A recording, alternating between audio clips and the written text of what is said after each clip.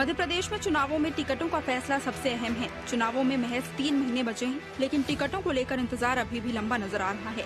कांग्रेस ने तो 6 माह पहले टिकट बांटने का इरादा किया था, लेकिन ऐसा होता दिखता नहीं। कहा जा रहा है कि कांग्रेस के 95 में से 70 विधायकों को टिकट का ऐलान जुलाई अंत तक हो जाएगा, लेकिन नहीं हुआ।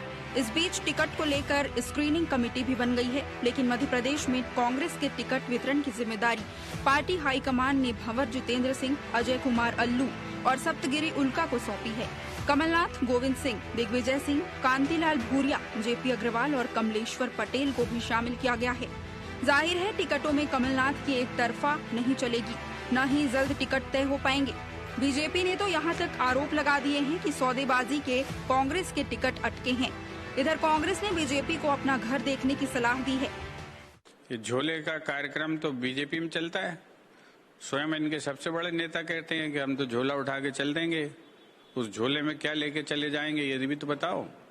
ये झोले की पद्धति भारतीय जनता पार्टी में, कांग्रेस पार्टी खुले में खेलती है, खुले में काम करती है, और उसमें जो है कभी इस तरह के आरोप नहीं लगते जिस तरह के बीजेपी में लगते। माननीय अमित शाह जी के नेतृत्व में प्रारंभ हो चुका है, चुनाव का शंखनाद हो चुका है। ऐसे में हमारा हर कार्यकर्ता और वरिष्ठ नेता सामूहिक नेतृत्व के निर्देश अनुसार चुनाव की तैयारियों में जुट गया है। यह बैठकों का क्रम है, ये निरंतर चलने वाला क्रम है, चलता रहेगा।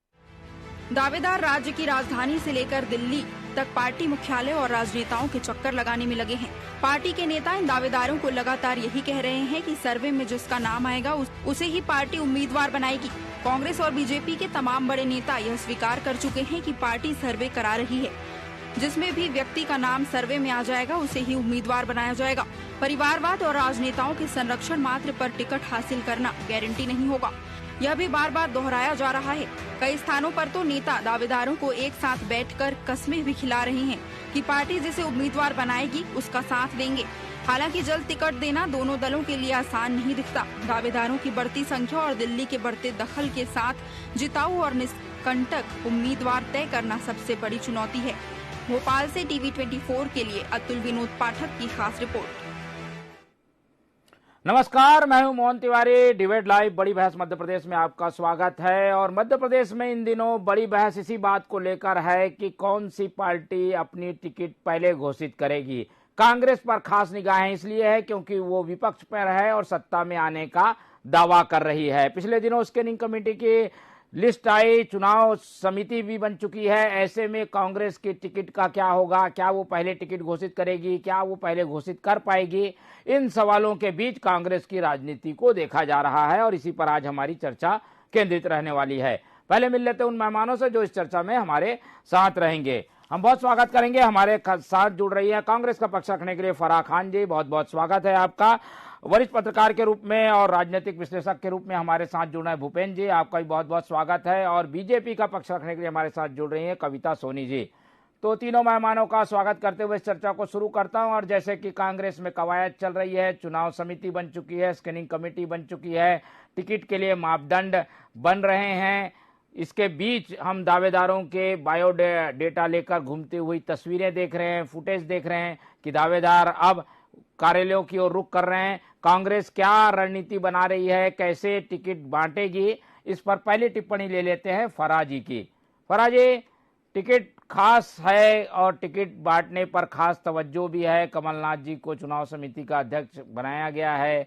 क्या देखें हम, क्या उम्मीद करें, कब तक आप लोगों की टिकट आएगी, कैसे आएगी, क्या मापदंड बनाने वाले हैं आप लोग? देखिए, सबसे पहले प्रश्न ये उठता है कि बीजेपी जो सवाल उठा रही है या उंगली उठा रही है कि हमने टिकट 6 महीने पहले नहीं बांटे, तो ये क्या चुनाव कराने के लिए तैयार है? मुझे तो अभी इनका मन ही नहीं लगता है कि इन्होंने अभी चुनाव कराने के लिए मन भी बनाया है। इनकी ना कोई अभी तक समिति बनी है, ना इनकी बस बैठकें चल रही हैं, इनकी कोई तैयारी नहीं है। इनकी आशीर्वाद यात्रा की घोषणा से कोई जो यात्रा ये नहीं निकाल पा रहे हैं, मुख्यमंत्री का चेहरा ये नहीं बता पा रहे हैं। हमारा तो मुख्यमंत्री का चेहरा भी तैयार है, हमारी समितियां भी बन चुकी हैं, हमारे पर्यवेक्षक प्रभारी हमारे सब बन चुके हैं। और इससे पहले भी चुनाव में, पिछले चुनाव में भी सबसे पहले प्रभारी हमने बनाए, सबसे पहले पर्यवेक्षक हमने बनाए, सबसे पहले समितियां हमारी बनी और सबसे पहले टिकट भी हमने अपने डिक्लेयर किए विधानसभा के, और पिछले कर्नाटक चुनाव में भी पहले हम ही ने टिकट डिक्लेयर किए। तो हमारी तो पूरी तैयारी है, लेकिन इनका मन क्या है मुझे तो ये नहीं समझ में आता। इनकी कोई तैयारी नहीं है, इनका अभी तक सीएम का चेहरा भी फाइनल नहीं है, और ये जनता का मूड समझ चुके हैं कि ये जनता अब इनके फेवर में बिल्कुल नहीं है। तो ये जनता को लुभाने के लिए आए दिन नए नौटंकी, नए घोषणाबाजी ये करने में लगे हुए हैं। और हमारे जो इन्होंने जेपी अग्रवाल जी का भी जिक्र किया, मैंने बाइट पूरी सुनी थी, बीजेपी के जो प्रवक्ता थे उनकी, उन्होंने बोला जेपी अग्रवाल जी को हटा दिया है और सुरजेवाला जी को प्रभारी बना दिया है। तो मैं इनकी जानकारी दुरुस्त कर दूं, जेपी अग्रवाल जी को हटाया नहीं गया है, वो अभी भी एमपी के प्रभारी हैं, और सुरजेवाला जी को सीनियर ऑब्जर्वर बनाया गया है। तो ये हमारी पार्टी का निजी मामला है कि हम किसको क्या बनाए, हम कब टिकट दें, हम 6 महीने पहले दें या 6 दिन पहले दें। तो इसमें बीजेपी के पेट में दर्द नहीं होना चाहिए, उन्हें अपनी तैयारियों पर ध्यान दें और ये निश्चित कर लें कि आने वाले नवंबर में इन्हें चुनाव कराना ही है। ये भी कोशिश करेंगे कि चुनाव इनको टालना पड़े, क्योंकि इनको मालूम है ये कुछ भी कर लें, अब जनता इतनी त्रस्त आ चुकी है, जनता इनको सत्ता की कुर्सी से अब हटाकर ही दम लेगी। अब ये अपने हथकंडे अपना रहे हैं और मूल मुद्दों पे बात ना हो पाए, इसलिए रोज बीजेपी के जो प्रवक्ता हैं वो इस तरह की बाइट दे देते हैं जिन पर डिबेट हो, जैसे कि आज उन्होंने करा। कल भी एक इनके प्रवक्ता ने हमारी जो समितियां बनी थी उस पर उन्होंने आपत्ति जता दी कि समिति में वरिष्ठ नेताओं को नहीं लिया गया। अरे भाई, समिति की एक लिमिट होती है अपनी, उसमें एक जितने मेंबर रहेंगे उनकी एक लिमिट होती है, कितने लोग रहेंगे। तो हर एक वरिष्ठ नेता को उसमें नहीं लिया जा सकता है। हमारे यहाँ तो इतने सारे वरिष्ठ नेताएं कमी नहीं है, तो सभी को तो नहीं लिया जा सकता है। जितनी समिति बनी उसमें जितने लोगों को लिया जा सकता ले लिया है, आगे और भी बनेंगी उनको ले लिया जाएगा। तो कहने का मतलब मेरा ये है कि बीजेपी जो है मूल मुद्दों पे बात ना हो, मूल मुद्दों पे डिबेट ना हो, इनके जो नेता रोज अपनी कारस्तानी करके अपना मध्य प्रदेश का नाम डुबो रहे हैं। आज ही इनके एक विधायक, सिंगरौली के विधायक के बेटे ने आदिवासी युवक पर गोली चलाकर हत्या कर दी। इसके पहले सीधी में इनके कार्यकर्ता ने आदिवासी युवक के मुंह पर पेशाब किया।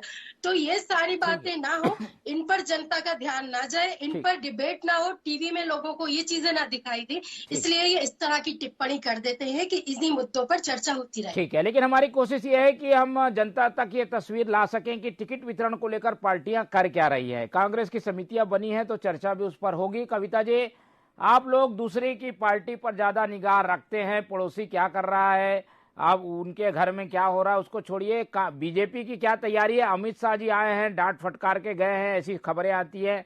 आप लोग उसी काम में लगे हुए हैं, बैठ के ही कर रहे हैं टिकट वितरण को लेकर, तो आपके यहाँ अभी तक कुछ दिखाई नहीं दे रहा।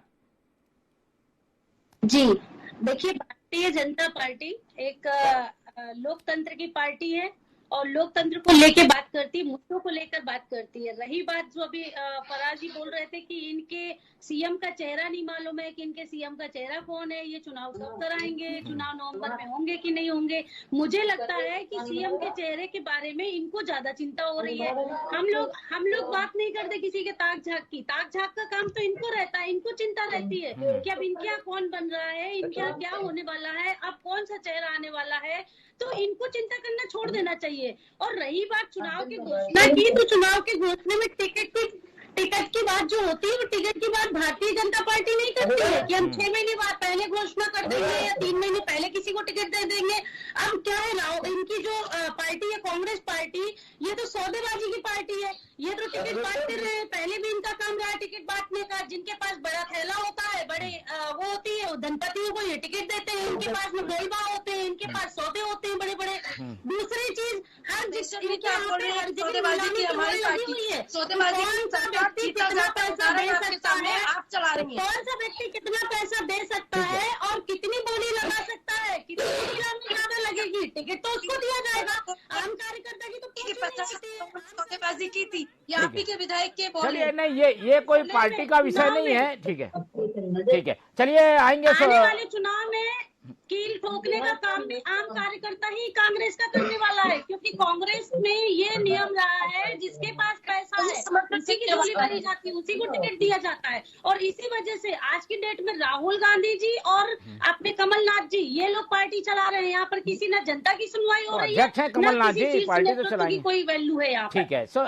चलिए, ये बीजेपी का अपना एक असेसमेंट हो सकता है कि कांग्रेस कैसे काम कर रही है, लेकिन राजनीतिक विश्लेषण क्या है वो जान लेते हैं। भूपेंद्र जी हमारे साथ जुड़े हुए हैं। भूपेंद्र जी, हम देख रहे हैं कि कमेटियां बन गई हैं, क्या लग रहा है कांग्रेस के पास जो दो तीन एक समस्याएं आती है कि वो गुटों को भी समन्वय करके चलना है, एक फार्मूला तय हुआ है पार्टी का कि युवाओं को मौका देना है, महिलाओं को मौका देना है, उसका भी समन्वय करना है, जातिगत समीकरण भी साधने हैं। कितनी कठिन है कांग्रेस के लिए ये डगर, जो कमेटियां बनी है वो किस तरीके के चैलेंज का सामना करेगी और उसके बीच जल्दी टिकट घोषित हो पाएंगे क्या? देखिए तिवारी जी, ये बहुत ही मौलिक प्रश्न है। राजनीति जो हो रही है और जिस तरह से पार्टी चाहती है, तो पार्टी में क्या है कि जब कैंडिडेटों को चयन होता है और उसमें समन्वय की जो आपने कही कि युवाओं को और महिलाओं को और सारे वर्गों को समन्वय बनाना के उस हिसाब से टिकट देना, ये दोनों पार्टियों के लिए मुख्यतः जो मध्य प्रदेश में है चुनौती है, चाहे वो बीजेपी हो चाहे कांग्रेस। अब बात रही कि पहले ये सोचा जा रहा था कि ये सोच रहे थे कि हम कैंडिडेटों को पहले से घोषणा कर देंगे जिसके कारण वो अपनी विधानसभा में अच्छी तैयारी कर सकेंगे, लेकिन वर्तमान में उनका जो सर्वे और जिस तरह से चल रहा है तो उनको लग रहा है कि अगर हमने पहले घोषित कर दिया तो दूसरी पार्टी अपनी जनाधार और जातिगत के हिसाब से कोई तगड़ा उम्मीदवार न खड़ा कर दे जिससे कि वो सीट न चली जाए। अब ये उनको अब पसोपेश में डाला है। तो ये जो है सत्ता की दौड़ है और सत्ता की दौड़ के लिए वो बारीक बारीक कदम रख रहे हैं। कांग्रेस लगभग 18 साल से वनवास पे है सत्ता से मध्य प्रदेश के, और वह पुनः सत्ता में आना चाहती है और इस सत्ता के आने के लिए वो पूरे मापदंड अपना रही है। और बीजेपी की यह दशा है कि वो इस मैसेज को लोकसभा में नहीं देना चाहती, क्योंकि अगर वो हिंदी बेल्ट से मध्य प्रदेश से जो उसका गढ़ माना जाता है मुद्दा जब से स्थापना हुई है बीजेपी की, और वो नहीं चाहती कि ये मैसेज ये जाए कि हम यहाँ से हार गए और जिसके कारण वो लोकसभा में जो कांग्रेस है उसको और एग्रेसिव तरीके से जीत के और पार्लियामेंट के चुनाव को प्रभावित करे। क्योंकि अभी जो कर्नाटक के चुनाव में हुआ और कर्नाटक के चुनाव में जो कांग्रेस ने जो जीत प्राप्त करी वो उसको कैश करने के लिए पूर्णतः लगी हुई। तो यहाँ तो एक एक सीट का कैलकुलेशन है। और जो आज की राजनीति है वो राजनीति आजकल सोशल मीडिया पे इतनी जल्दी वायरल हो जाती है हर चीजें, क्योंकि आजकल जो आईटी का जमाना है और हर चीजें छुपी नहीं रह पाती, क्योंकि चाहे वो किसी भी रूप से वो बांधने की कोशिश करें, तो इसलिए वो बड़े फूक फूक के कदम रख रहे हैं कि सत्ता में हमको पूर्णतः वापसी करना है। अब इसके लिए क्या होता है कि ये जो इश्यू बनते हैं कि पार्टी पहले से अपने कैंडिडेटों को नहीं दे रही है, तो अभी जैसे बीजेपी की प्रवक्ता कह रही थी कि वो झोले की पार्टी है, पैसा दे के और व्यक्तिगत रूप से, और जैसे कांग्रेस की प्रवक्ता कह रही थी कि ये हमारा निजी मामला है। तो ये दोनों जो मामले हैं वो अपने रूप से राजनीतिक रूप से जो स्टेटमेंट देते हैं इनके प्रवक्ता, और निश्चित रूप से उनसे जनता को इन्फ्लुएंस भी करते हैं। लेकिन ये बड़ी चुनौती है दोनों पार्टियों के लिए कि कैंडिडेटों को चुनाव किस तरह से कर पाएंगे और कब इसको घोषित कर पाएंगे। पहले के अगर आप चुनाव देखें तो पहले से तय हो जाता था कि कैंडिडेट कौन है और वो अपनी समर में तैयारी करता था। ठीक है, बिल्कुल सही विश्लेषण आपने किया भूपेंद्र जी। अब राजनीति के आरोप प्रत्यारोप को छोड़कर तैयारियों पर बात कर लेते हैं। तो कविता जी से मैं शुरू करता हूँ। कविता जी, कांग्रेस क्या कर रही है उसको छोड़िए, लेट हो रही है उसको भी छोड़िए, आप बताइए आप लोगों के यहाँ क्या चल रहा है, कैसे टिकट के लिए आप लोग काम कर रहे हैं, लोगों तक जा रहे हैं, नाम ले रहे हैं, क्या हो रहा है आपके यहाँ, बीजेपी में क्या चल रहा है? कविता जी।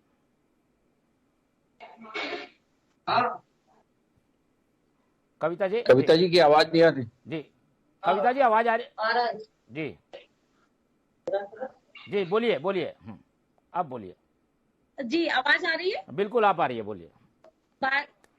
भारतीय जनता पार्टी अपने हिसाब से काम कर रही है। जितने भी टिकट के दावेदार हैं वो जनाधार जनता के बीच में वो लगे हुए हैं, अपनी दावेदारी दिखा रहे हैं। और हमारा भारतीय जनता पार्टी का एक मंत्र रहता है मूल मंत्र कि जो जनता की पसंद होगा, जो पार्टी में अपना दावा करेगा उसको टिकट नहीं मिलता है। जो जनता की पसंद होगा, जो जनता उसको पसंद करके उसको जिता के विधानसभा तक पहुंचाएगी, हमारी पार्टी उसके लिए निश्चित करती है। ये जरूरी नहीं है कि वो बड़ा व्यापारी होना चाहिए या वो बहुत बड़ा बिजनेसमैन होके वो बहुत सारे उसमें वो होना चाहिए। यहाँ पे तो ये है जो जनता की पसंद है वो आम कार्यकर्ता भी हो सकता है और बड़ा व्यक्ति भी हो सकता है। पता कैसे चलेगा जनता की पसंद है? पता कैसे चलेगा ये व्यक्ति जनता की पसंद है? नहीं, हमारे यहाँ पे ऊपर से लेके नीचे तक अलग अलग सर्वे हो रहे हैं, और सर्वे जो हो रहे हैं वो किसी व्यक्ति को नहीं पता है कि सर्वे कौन कर रहा है, कौन सी कंपनी कौन सी पार्टी कर रही है। सब अपने अपने लेवल पे सर्वे कराए जा रहे हैं, और जिसका भी नाम ऊपर आएगा उसके बारे में पार्टी का शीर्ष नेतृत्व बात करेगा, डिस्कशन करेगा, उसके बाद में उसके बारे में नाम के बारे में विचार किया जाएगा। और ना यहाँ कोई सोर्स लगता है, और ना यहाँ पे किसी की वो चलाई जाती है कि ये हमारा व्यक्ति, उसको टिकट दिया जाए। यहाँ पर अब कांग्रेस की बात तो ये है कि भाई ये हमारे अलग अलग लोग हैं, अलग अलग टिकट बटेंगे, अलग अलग बोलियां लगेंगी। कमलनाथ जी अलग बोलियां लगाएंगे, आपके वो तो उनकी पार्टी ये जो अपने प्रदेश अध्यक्ष है वो अपनी बोली लगाएंगे, और अपने जो अरुण जी है वो अलग बोली लगाएंगे। सभी यहाँ अलग अलग, दिग्विजय जी अपने लोगों को टिकट दिलाएंगे। ठीक है, फराज जी बताएंगे इसके बारे में अच्छे से। ठीक है, टिकट दिया जाएगा। ठीक है सोनी जी, ठीक है। ये तो रही कांग्रेस की बात, हम उनसे ही समझ लेते हैं। फराज जी ज्यादा अच्छे से बता पाएंगी। फराज जी, कुछ कांग्रेस में परंपराएं हैं, कुछ थोड़ी सी कुरीतियां भी हैं कि ताकत दिखाते हैं, भीड़ दिखाते हैं, घेर लेते हैं, इस तरीके की स्थितियां होती हैं। क्या ये पैटर्न कांग्रेस थोड़ा बदल रही है? अब टिकट वितरण में इस बार कोई अच्छी चीजें देखने को मिलेगी? ये सब जो बुराइयां हैं उससे दूर हटकर टिकट अच्छे से बांटी जाएगी? निश्चित तौर पर, क्योंकि कमलनाथ जी ने 3 सर्वे करा रहे हैं, एक सर्वे नहीं हो रहा है। इन्होंने 3 अलग अलग एजेंसियों के जरिए ये सर्वे करा रहे हैं, और इस सर्वे को मतलब इस तरीके से कर रहे हैं कि जो सर्वे हो वो एक्चुअल हो, उसमें कोई भी धांधली नहीं हो, या मतलब कोई जान पहचान वाले से ही सर्वे करा लिया, ऐसा नहीं है। किसी को भी नहीं पता है कि कौन सर्वे कर रहा है, कब सर्वे हो जाता है। जो प्रत्याशी है उनको पता भी नहीं चल पाता है, और ये सर्वे हो जाता है। तो इस सर्वे की बहुत जेन्युइन तरीके से कराए जा रहे हैं। और जो भीड़ की बात आप कर रहे हैं, तो देखिए ये तो अपने अपने जो प्रत्याशी हैं वो अपना प्रदर्शन दिखाने के लिए कि हमारे साथ इतने लोग, इतनी जनता, ये उनका निजी मामला होता है। उसमें पार्टियों पे कोई वो नहीं रोक नहीं लगा सकती है।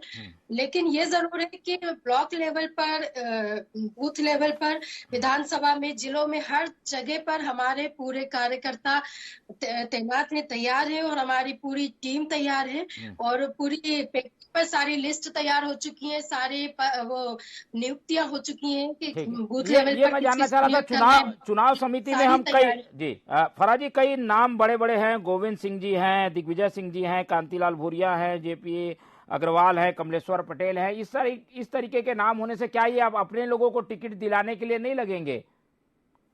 ये चीज हटे कि आप अपने लोगों को टिकट दिलाने के बजाय जीतने वाले को टिकट दिलाई जाए, इस पर जोर है क्या कांग्रेस का इस बार?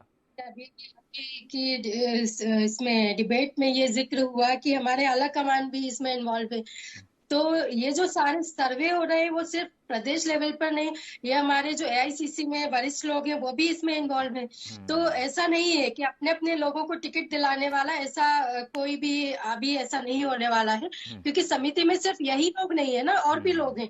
सुरजेवाला जी भी है दिल्ली से, जेपी अग्रवाल जी भी हैं, तो इनके तो अपने यहाँ नहीं है, ये तो दिल्ली से आए हुए हैं। तो ये बात कहना बिल्कुल साफ तौर पर गलत है कि अपने अपने लोगों को टिकट दिलाने की ये कोशिश करेंगे। लेकिन यह है कि सर्वे के आधार पर ही टिकट वितरण होगा, और जीतने वाला जो प्रत्याशी होगा उसको ही टिकट दिया जाएगा। ठीक है, टिकट की बारी आएगी तो दिल्ली आला कमान भी हस्तक्षेप करेगा, और उसकी कोशिश है कि सरकार बननी चाहिए, और इसीलिए आला कमान की खास नजर मध्य प्रदेश पर है। भूपेंद्र जी से टिप्पणी ले लेते हैं। भूपेंद्र जी, कई पुराने उदाहरण हैं, पुरानी अनुभव हैं, उन सब चीजों से कांग्रेस ने सीखा है, और सीख कर इस बार कुछ नया करने जा रही है, ऐसी बात बार बार आती है। कमलनाथ जी नए प्रयोग के लिए भी जाने जाते हैं। टिकट वितरण में नया प्रयोग देखने को मिलेगा क्या? इस बात की कोई संभावना है? देखिए, प्रयास तो कर रही है कांग्रेस नया नवाचार लाने में राजनीति में, लेकिन देखिए जो कांग्रेस की जो परंपरा है और कांग्रेस की जो इतिहास है वो व्यक्तिवाद का है, और अपने अपने पैनल को मजबूत करने की राजनीति। अब देखिए जो 2018 में जो सरकार गई थी वो इसका ये एक कारण था कि अपना पैनल में सामंजस्य नहीं बना पाए, जो दूसरा पैनल धड़ा टूट गया। तो ये कांग्रेस के, अगर आप पुराने इतिहास में जाएं तो हम तो लगभग बहुत राजनीति को कवर किए हैं, तो उससे देखिए कांग्रेस से कांग्रेस आई बनी, इंदिरा जी ने तोड़ा, फिर उसके बाद बहुत सी कांग्रेसी बनी, शरद पवार, दक्षिण में टूटी, फिर मतलब मेरे अनुमान से लगभग 15 या 27 बार करीब ये कांग्रेस छूटी होगी, क्योंकि ये बहुत बड़ा दल रहा है। तो ये अगर करते हैं, अगर इस तरह से सामंजस्य करते हैं, तो इन लोगों की तो निश्चित रूप से ग्रास रूट पे काम करेंगे ये। लेकिन मुझे ऐसा लगता नहीं है, क्योंकि नेता अपने लोगों को अपना वजन बनाने ये चुनाव समिति जो आई है उससे क्या लग रहा है आपको? चुनाव समिति, ऑब्जर्वर, ये सारे लोग बने हैं, इससे क्या लग रहा है? किसी की तरफ पल्ला भारी है क्या? कमलनाथ जी का पल्ला भारी है या एआईसीसी ने संतुलन बनाने की कोशिश की है? हाँ नहीं, वो तो ठीक है, जनता के रूप में एक संदेश दे रहे हैं कि हम इस तरह से कर रहे हैं, और कहाँ तक करते हैं ये अलग। लेकिन कई बार ऐसा होता है, और आपने भी देखा होगा कि हाईकमान में जाके लिस्ट बदल जाती है, नए कैंडिडेट आ जाते हैं, उनके पर्सनल संबंध होते हैं, उनकी व्यक्तिगत महत्वाकांक्षाएं, और कई व्यक्ति लोग अपने लोगों को लड़के ले आते हैं। लेकिन ये अधिकांश कांग्रेस में देखा जाता है, बीजेपी में भी वो चलन आया है, लेकिन कम आया है, लेकिन है, ये नहीं नकारा जा सकता। आखिरी टिप्पणी हम फराजी की भी ले लेते हैं। फराजी, संतुलित है ये जो कमिटियां बनी हैं? किसी एक व्यक्ति का प्रभाव तो नहीं है? क्या लग रहा है, ये संतुलन का ध्यान रखा गया है इस बार? और पर संतुलन का ध्यान रखा गया है, और हमारे जो शीर्ष नेतृत्व है उन्होंने इस समिति में एआईसीसी के लोगों को भी इन्वॉल्व किया है। अब जो समिति बनेगी वो तो यहाँ के वरिष्ठ लोगों को लेकर ही बनेगी ना। सारे के सारे एआईसीसी से या छत्तीसगढ़ से या राजस्थान से लेकर तो हम नहीं बना सकते या किसी और प्रदेश से बुलाकर। तो यहाँ के जो वरिष्ठ लोग हैं उन्हीं को लेकर ये समिति बनेगी, और उन्हीं के निर्देश अनुसार सब जो सामंजस्य बिठाकर एआईसीसी के और हमारे प्रदेश के जो वरिष्ठ लोग हैं टिकट वितरण का काम करेंगे सर्वे के आधार। कुछ टिकटें आ सकती हैं क्या? एक आध महीने में जल्दी आ जाएंगी, ऐसी संभावना है क्या? देखिए, संभावना है तो है कि इस मंथ में कुछ टिकटें डिक्लेयर हो जाएंगी। ठीक है, कांग्रेस कोशिश कर रही है कि जल्दी टिकट घोषित करे। जल्दी टिकट आएंगे तो जल्दी दावेदार काम करना शुरू कर देंगे, उम्मीदवार मैदान में उतर जाएगा। 30 सेकंड में ले लेते हैं सोनी जी से टिप्पणी। सोनी जी, अगर कांग्रेस जल्दी टिकट घोषित कर देती है तो आप लोगों के लिए तो चैलेंज हो जाएगा, वो लोग काम शुरू कर देंगे, आप लोगों को थोड़ा टाइम लग जाएगा। देखिए, हम बिल्कुल प्रैक्टिकल बात करते हो, प्रैक्टिकल काम करते हैं। हमें जब तक हमारा सर्वे रिपोर्ट हमारी कंप्लीट नहीं हो जाएगी, जब तक हमारा सर्वे सभी के नहीं आ जाएंगे, तब तक हम लोग कोई डिसीजन नहीं लेंगे, और ना हम हवाई की बात करते। कांग्रेस की करनी और कथनी दोनों में ही अंतर है। और कांग्रेस का जिस तरीके से उन्होंने कहा, अभी मुझे एक बात उन्होंने कहा, फराज जी ने कहा कि ये आदिवासियों को ये करते हैं, अभी वो वाला मैटर उठाया, तो याद कर लीजिए कि इस मुद्दे को आप दोबारा मत बोलिएगा। 2019 का वीडियो है जो कि अभी वायरल किया गया है, प्लानिंग के तहत किया गया है, और उसकी अभी जांच चल रही है। इसलिए आप इसको कभी नहीं कह सकते हैं कि बीजेपी की सरकार में इस तरीके से आदिवासियों को 2019 का है इसने अभी पैर धोए हैं, सीधी में जो काट हुआ, कुछ भी बात कर रही है, कुछ भी बात कर रही है। पुराना जानकारी ले लीजिए फिर बोलिए। और जो गोली कांड है वो अभी का ही है, आज के दैनिक भास्कर उठाकर पढ़ लीजिए आप। सिंगरौली में आपके बीजेपी विधायक के बेटे ने गोली मारकर हत्या की आदिवासी की। चलिए ठीक है, आज हमारा विषय टिकट वितरण पर केंद्रित है। सोनी जी, ठीक है। कविता जी, आज हम टिकट वितरण पर बात कर रहे हैं, और आप लोगों की तो जैसे कि परंपरा है, बीजेपी थोड़ी एक्सरसाइज ज्यादा करती है, तो दिवाली तक आप लोगों के लिए इंतजार करना पड़ेगा। लेकिन कांग्रेस दावा कर रही है जल्दी टिकट घोषित कर देगी। हमारा इस पूरे फैसले पर जो नजर है वो बने रहेगी कि टिकट कब कांग्रेस घोषित करती है। समय कम है, इसलिए चर्चा को खत्म करते हैं। हमारे साथ भूपेंद्र जी जुड़े, उनका धन्यवाद। कविता सोनी जी थी, उनका धन्यवाद। और फराज जी हमारे साथ जुड़े, उनका भी बहुत बहुत धन्यवाद। तो तीनों मेहमानों का हम धन्यवाद करते हैं। और डिबेट लाइव मध्य प्रदेश में फिलहाल इतना ही। आप लोग देखते रहिए टीवी 24। मुझे दीजिए इजाजत, नमस्कार।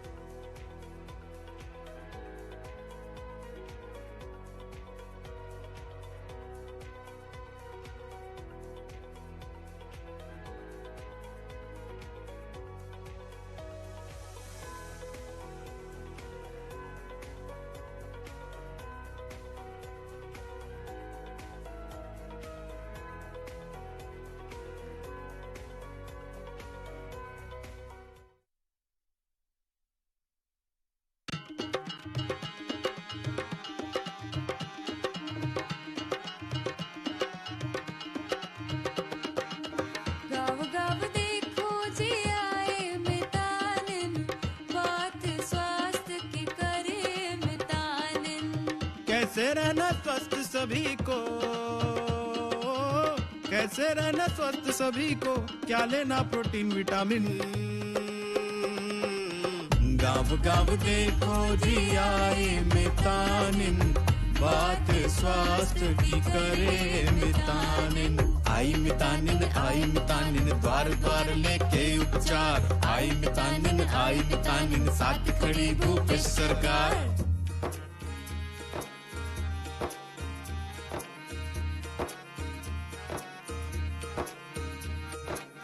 गर्भवती चिंता नहीं, मितानिन सब बताएगी।